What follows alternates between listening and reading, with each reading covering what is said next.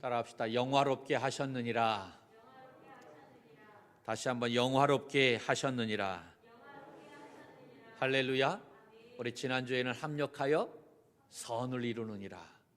하나님은 잘 되는 것, 안 되는 것, 좋은 것, 나쁜 것, 이 모든 것, 어떠한 것이라 할지라도 하나님 안에 있으면 그 모든 것들을 다 합력해서 선으로 만들어 가시는 분이신 줄로 믿습니다.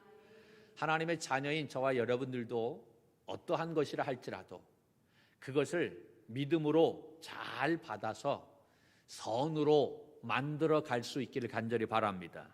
이것이 우리들의 사명인 줄로 믿습니다. 오늘 말씀은 영화롭게 하셨느니라.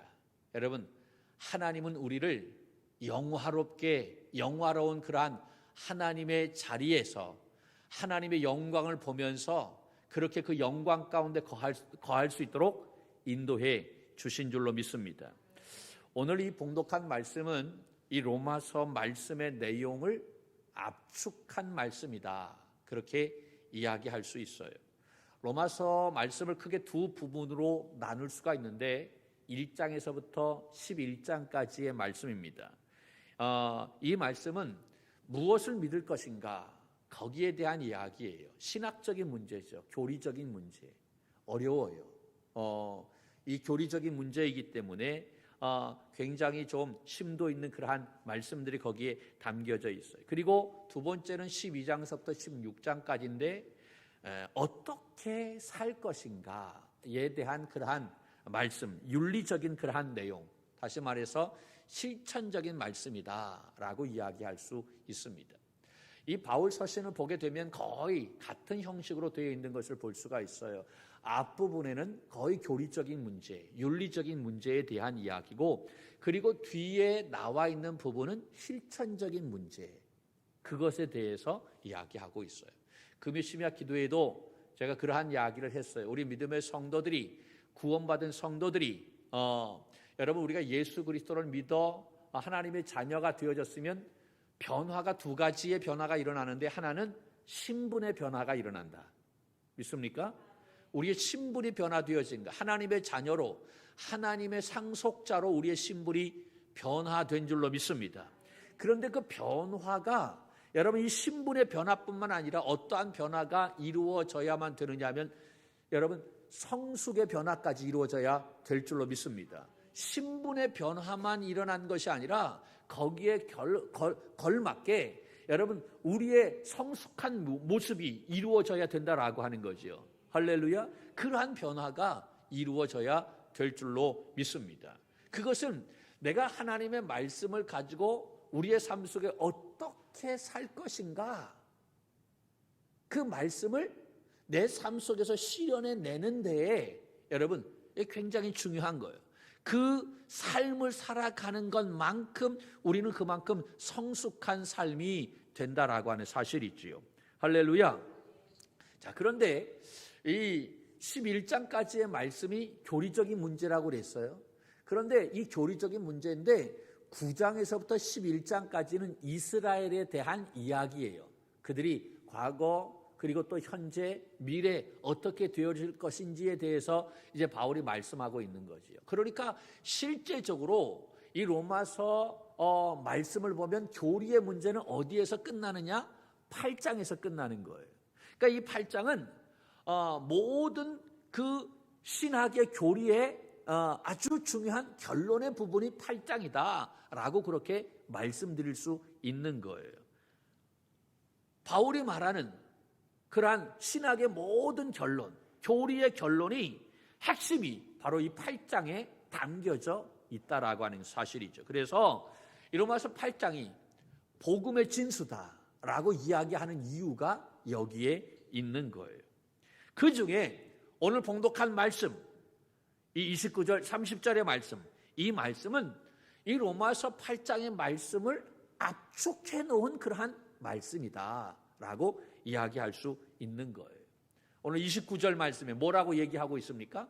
함께 다시 한번 말씀을 보죠. 시작. 하나님이 미리 아신 자들을 또한 그 아들의 형상을 본받게 하기 위하여 미리 정하셨으니 이는 그런 많은 형제 중에서 맏아들이 되게 하려 하심이니라. 아멘. 할렐루야. 어떻게 시작합니까? 하나님이 미리 아신 자들이라고 얘기합니다. 하나님이 미리 아신 자들을 누구를 이야기하는 거죠? 바로 우리를 이야기하는 거예요. 예수 그리스도를 믿은 하나님의 모든 사람들을 다 이야기하고 있는 거예요. 할렐루야.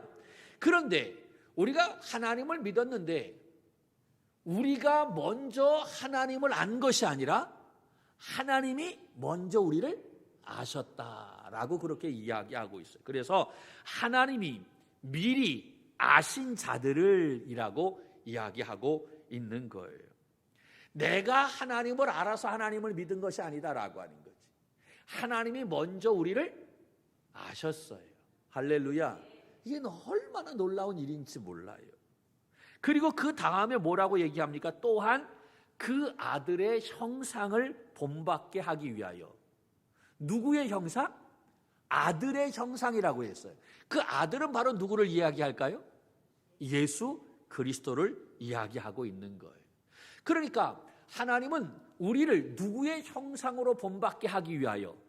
예수 그리스도의 형상을 본받게 하기 위하여. 할렐루야. 이렇게 이야기가 되어지는 거죠.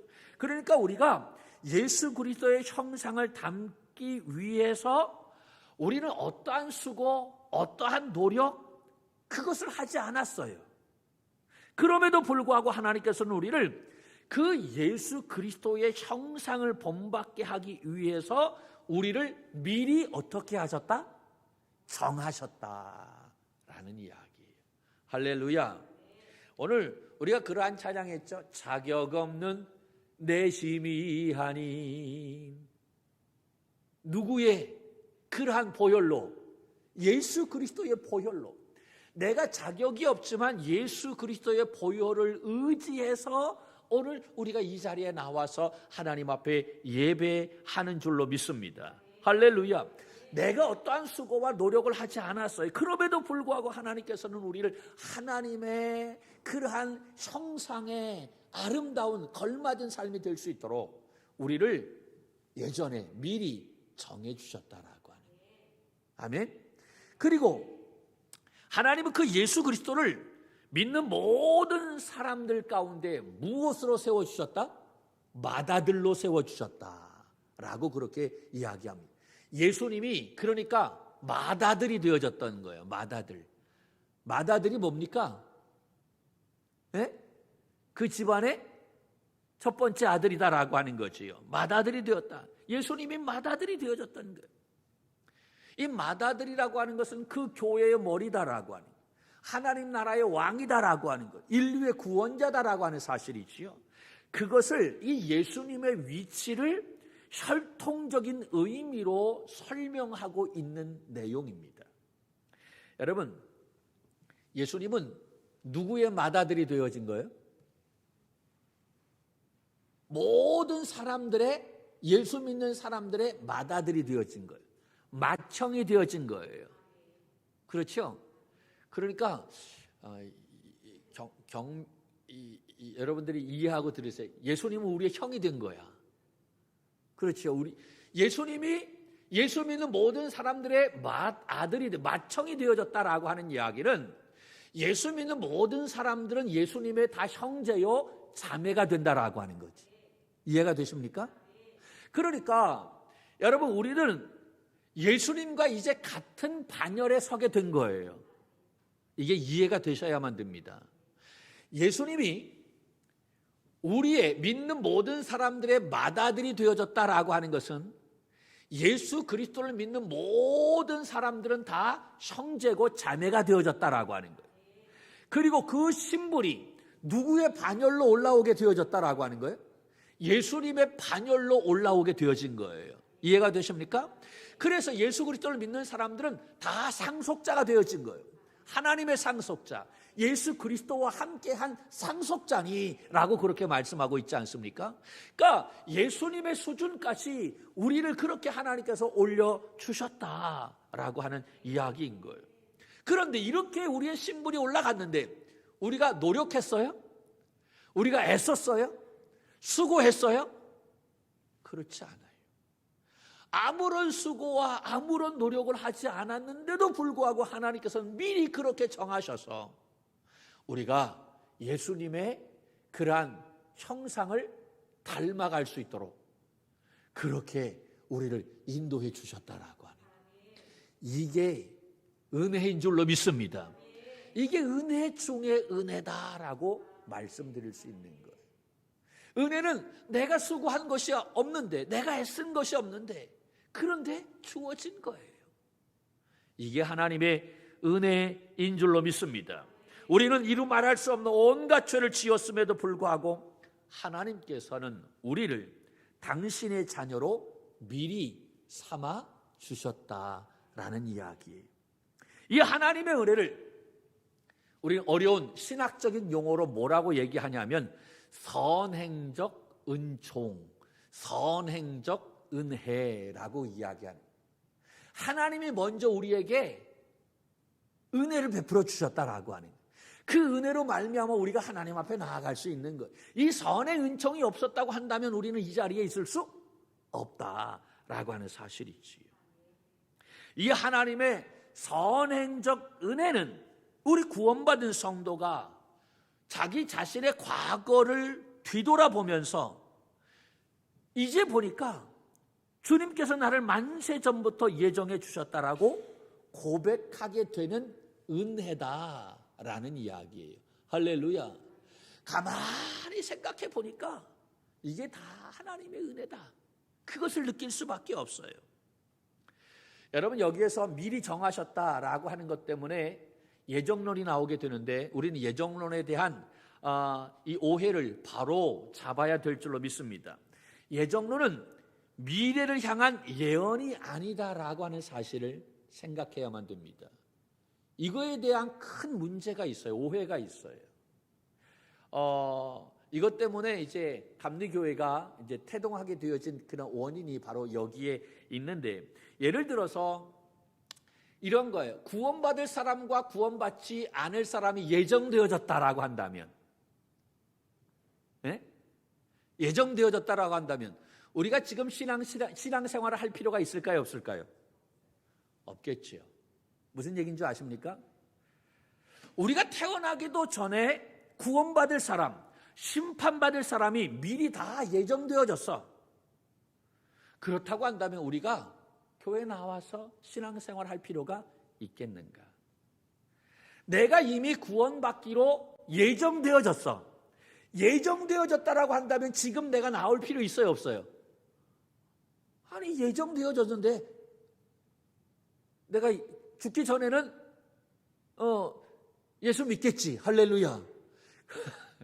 예정되어졌다고 한다면 뭐 벌써부터 내가 나올 필요가 뭐 있겠는가라고 하는.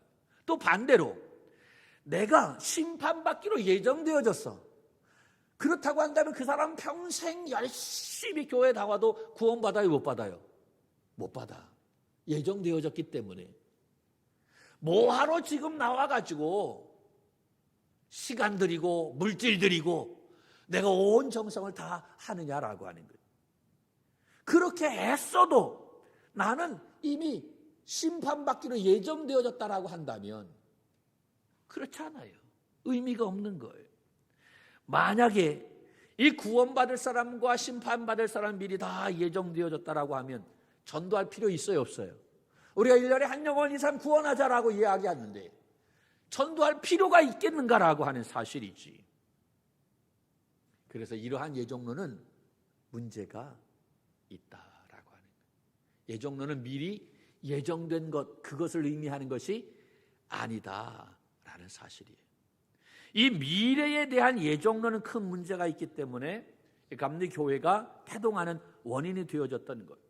하나님께서 모든 사람들에게 선행적으로 은혜를 베풀어 주셨어요. 다 불러주셨어요.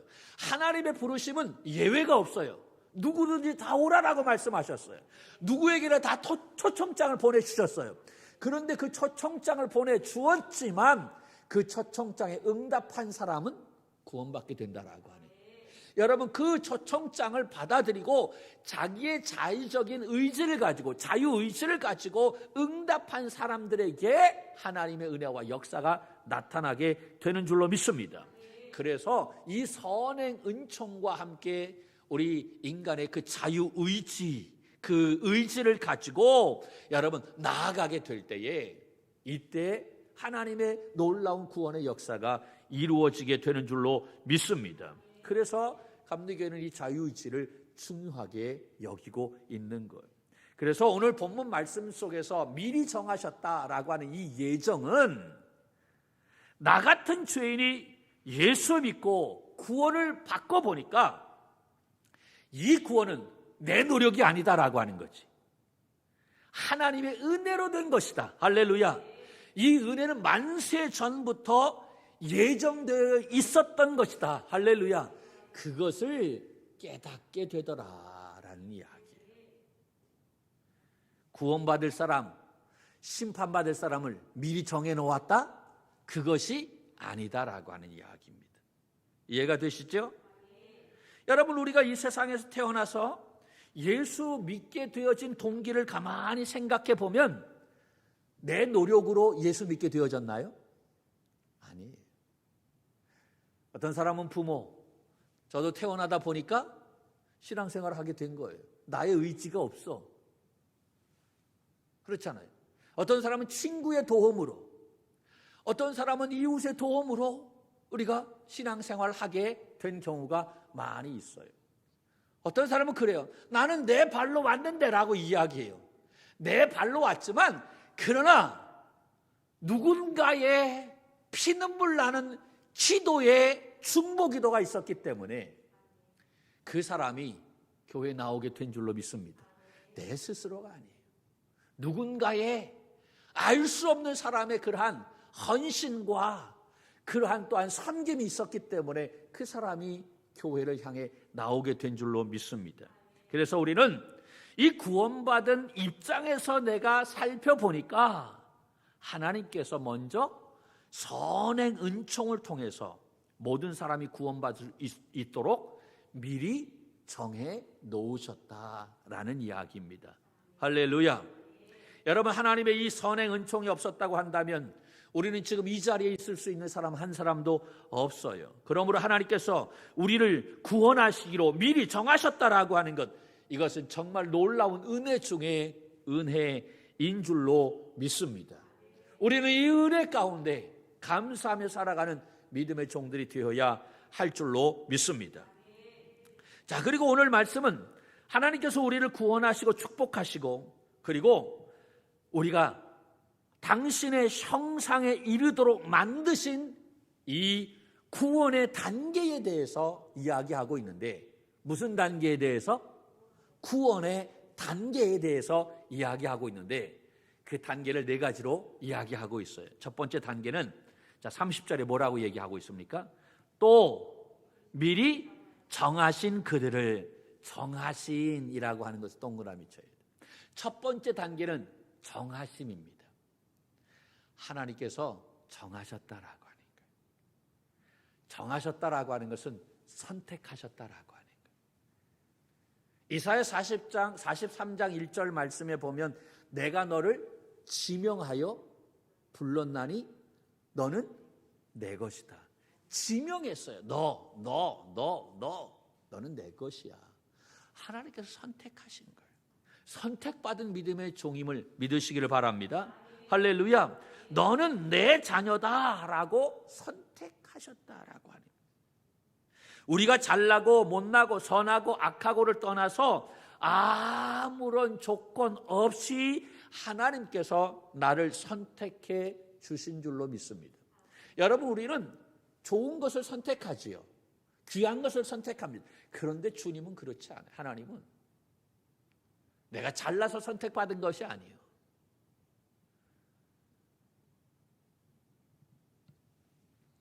이러한 하나님의 예정과 섭리가 없었다고 한다면 우리는 이 자리에 있을 수 없는 거예요. 그러므로 하나님이 여러분을 미리 정하셨다라고 하는 것으로 인해 감사할 수 있기를 주님의 이름으로 간절히 축원합니다. 할렐루야. 그리고 두 번째는 부르심입니다. 따라합시다. 부르심. 할렐루야. 미리 정하신 그들을 또한 어떻게? 부르시고 라고 말씀했어요. 부르시고. 여러분, 이 부르심이다라고 하는 것은 예수 믿도록 이끄시는 것을 이야기합니다. 내가 믿으려고 해서 믿는 것이 아니에요. 하나님께서 믿게 해 주신 줄로 믿습니다. 내가 부르심을 받았다라고 하는 것은 선택받았다라고 하는 것을 전제하고 있는 거예요. 선택받은 사람은 반드시 이 하나님의 부르심을 받게 되는 줄로 믿습니다. 저와 여러분이 이 하나님의 부르심에 응답한 사람임을 믿으시기를 바랍니다. 할렐루야. 그러나 선택은 받았지만 그 부르심에 응답하지 않는 사람도 아직도 많이 있다라고 하는 거예요. 하나님의 부르심, 선의 은총이 있었던 거예요. 그 부르심에 응답해야 되는 거예요. 자기의 자유의지로 그래요, 내가 가겠습니다. 그리고 손들고 와야 되는 거예요. 할렐루야. 그렇죠. 그런데 응답하지 않은 사람이 많이 있다라고 하는 거예요. 이 부르심은요, 특권인 거예요. 축복인 줄로 믿습니다. 하나님께서는 여러분을 축복하시기 위해 부르신 줄로 믿습니다. 하나님께서는 하늘에 속한 모든 것을 주시기 위해 여러분을 부르신 거예요. 하나님의 모든 영광을 여러분에게 부어주시기 위해 부르셨다는 사실을 깨달아야 할 줄로 믿습니다. 특별히 청년의 때에 하나님의 부르심을 받은 것 감사할 수 있기를 간절히 바랍니다. 그리고 내가 지금 하나님의 부르심을 받은 것 감사할 수 있기를 바랍니다. 할렐루야. 하나님께서 부르실 때 우리는 아멘 함으로 응답하는 우리 모두가 되어야 할 줄로 믿습니다. 또한 세 번째 단계는 의롭게 하심입니다. 뭐라고 얘기합니까? 미리 정하시고 또한 그들을 부르시고 부르신 그들을 또한 어떻게? 의롭다 하시고 의롭게 하시고. 여러분, 의롭게 하신다라고 하는 것은 예수님이 자신의 십자가의 보혈로 우리의 모든 죄를 어떻게 하셨다? 용서하셨다라는 이야기. 비록 죄인이고 구원받을 만한 자격이 없다 할지라도 하나님의 부르심에 응답하는 사람을 하나님께서는 어떻게 여겨주시는 거예요? 의롭다라고 축복해 주시는 줄로 믿습니다. 우리가 여러 가지 많은 문제가 있어요. 실수가 있어요. 그러나 하나님이 선택해 주시고 그리고 그 선택에 부르심을 받았는데 그 부르심에 응답하여 나온 사람은 허물이 있고 실수가 있어도 죄가 있어도 하나님께서는 그 모든 사람을 다 어떻게? 의롭다 여겨주시는 거예요. 할렐루야.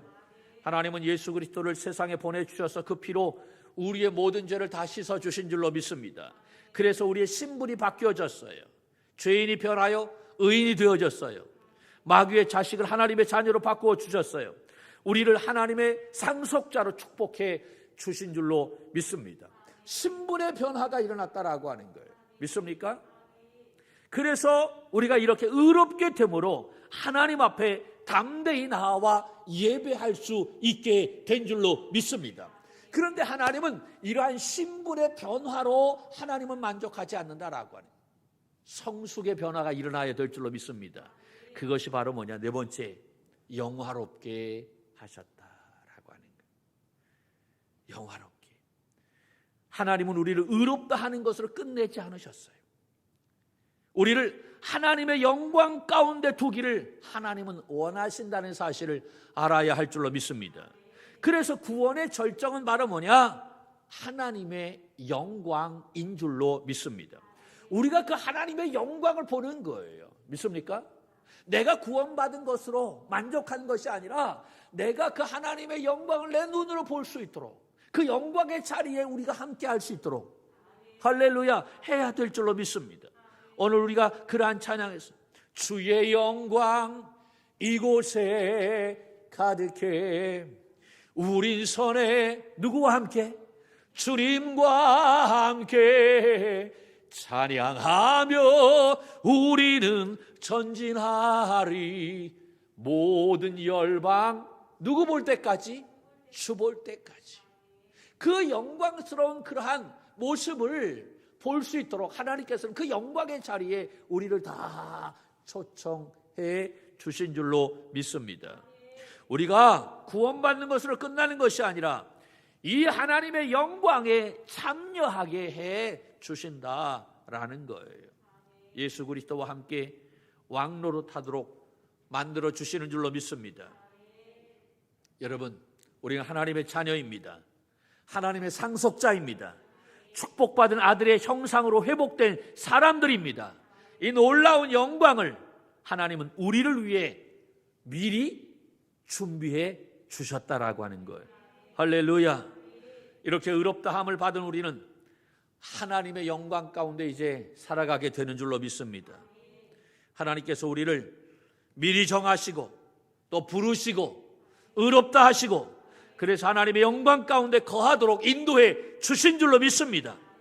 이 한 주간도 우리가 그리스도 안에서 이 성령 안에서 하나님께서 주시는 영광 가운데 거하며 사는 우리 청중이 모든 믿음의 영적인 가족들이 될 수 있기를 주님의 이름으로 간절히 축원합니다.